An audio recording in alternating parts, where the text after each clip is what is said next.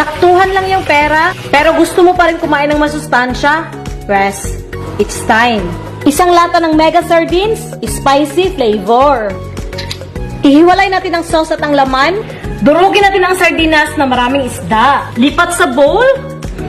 Lagyan ng carrots at sibuyas dahon, cornstarch, isang itlog, asin at paminta, tubig.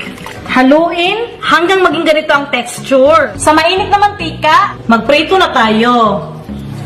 Prituhin lang natin hanggang maging golden brown.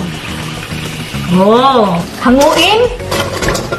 Ang dami kaya. Gagawin na natin ang pinakasimpleng sauce. Sa mainit na kawali, maglagay ng mantika, magisa ng bawang, tat.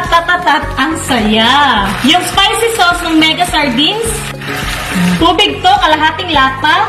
Timplahan ko lang ng paminta, brown sugar, haluin lang at hayaan nating mag-simmer. At yun nga, naubusan ako ng gasol, hayaan mo na nating mag-simmer. Ayun, nag-simmer na at lumapot. Ilagay na natin itong Mega Sardines bites. Lagyan ng siling haba at sibuyas. Haluin. Wow! Look, ang sarap na tingnan.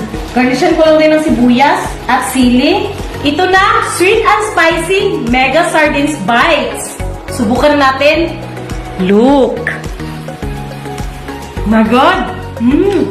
Sobrang sulit!